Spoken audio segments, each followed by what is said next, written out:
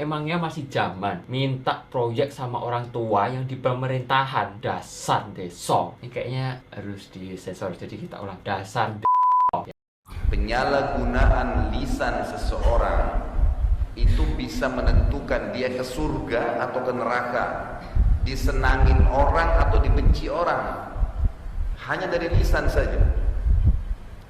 Kita lihat misalnya kalau orang dicintai oleh orang lain gara-gara lisannya. Kalau ada orang secara fisik kurang fisiknya, mungkin ada sesuatu yang memang fisiknya itu bagi masyarakat atau bagi umumnya manusia dianggap punya kekurangan. Mohon maaf, mungkin kecil, mungkin ada cacat di kulitnya, mungkin. Tetapi kalau lisannya lembut, baik, santun, tetap aja kita nyaman bergaul dengan dia. Kalau ada orang sempurna fisiknya, gagah, cantik, kaya, pejabat, tapi lisannya tajam, setiap ketemu mencaci maki, setiap ketemu merendahkan, setiap ketemu kasar, orang bakal tidak nyaman berteman dengan dia. Sabda Nabi SAW yang mulia dalam hadis Bukhari tentang pentingnya masalah lisan ini, jangan sampai disalahgunakan.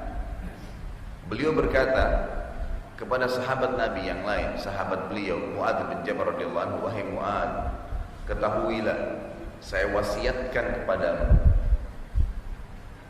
segala sesuatu yang bisa menyelamatkan kamu di dunia dan di akhirat adalah Islam. Masuk Islamlah, amalkan Islam itu. Itu kunci keselamatan seseorang. Allah katakan dalam Al-Quran, wala tamutunna illa wa antum muslimun. Jangan meninggal dunia kecuali dalam keadaan Islam. Lalu kata Nabi SAW, dan puncaknya Islam itu adalah berjihad di jalan Allah. Lalu kata Nabi SAW, wahai Mu'adz,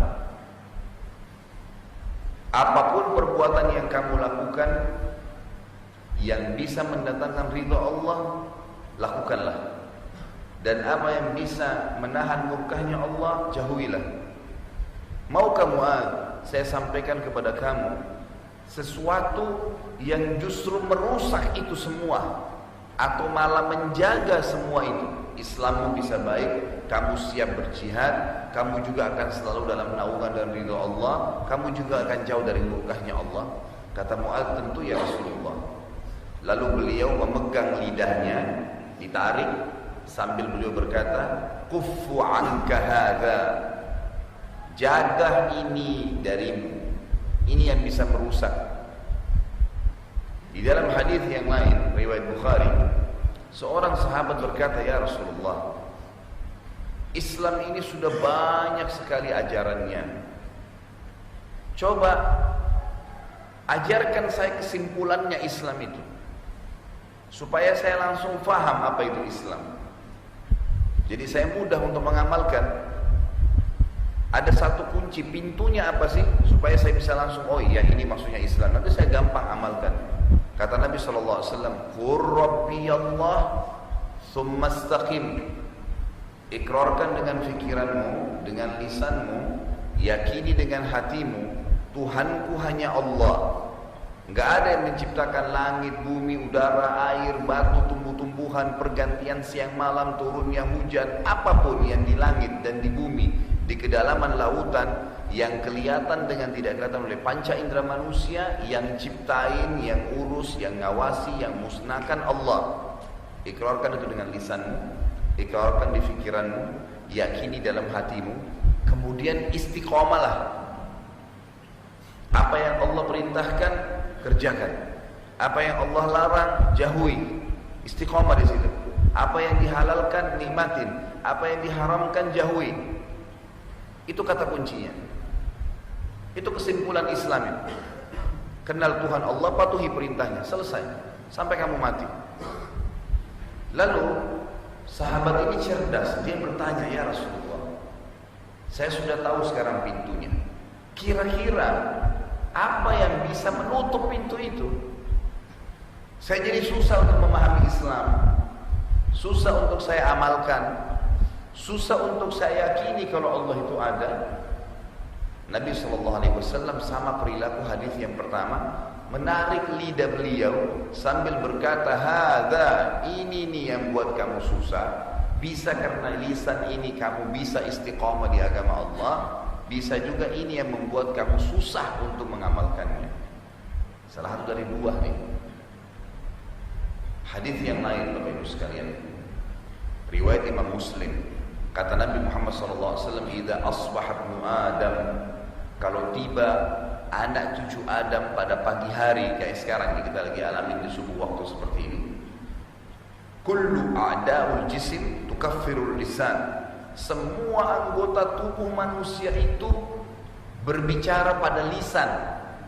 Mata kita, telinga kita, tangan kita, kemaluan kita, kaki kita, semuanya berbicara pada lisan kita. Tapi kita nggak tahu bagaimana itu. Semuanya menghardik lisan. Karena ini sudah mau beraktivitas.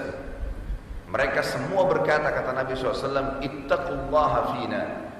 Wahai lisan, kau harus patuh kepada Allah terhadap kami. Ini istaqamta, istaqamna. Kalau kamu lurus, kami ikut lurus. Wa ini wajajta, wajajna. Kalau kamu menyimpang, bengkok, kami pun ikut-ikutan. Sabda yang lain kata Nabi SAW, zina itu dimulai dengan lisan dan dibenarkan oleh kemaluan. Bagaimana orang kalau mau berzina? Ngobrol, mulai ketik SMS, mulai WhatsApp, mulai BBM, mulai telepon, lisan, nanti dibenarkan oleh kemaluan. Beranjak daripada lidah seseorang. Ini hal mendasar yang harus benar-benar kita ketahui.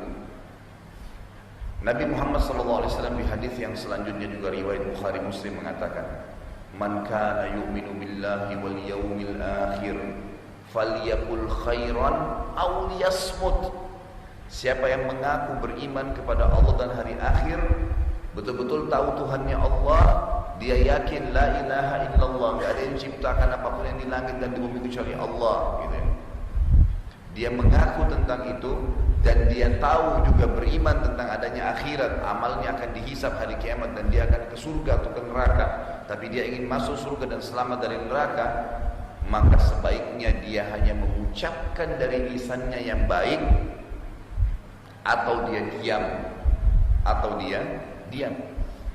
Orang beriman tidak kenal kata-kata bohong, tidak mengenal namanya manipulasi, tidak ada yang tertutup samar-samar bagi seorang mukmin yang diucapkan dengan lisannya kebenaran. Semua yang keluar emas, semua yang keluar harapan dia dicatat oleh malaikat raqib untuk menjadi tambahan amal dan memberatkan timbangan amal solehnya di hari kiamat dan membawa masuk ke dalam surga. Enggak ada waktu bagi seorang mukmin mengucapkan kata-kata kosong, dusta, diputarbalikkan data, menyakiti orang lain.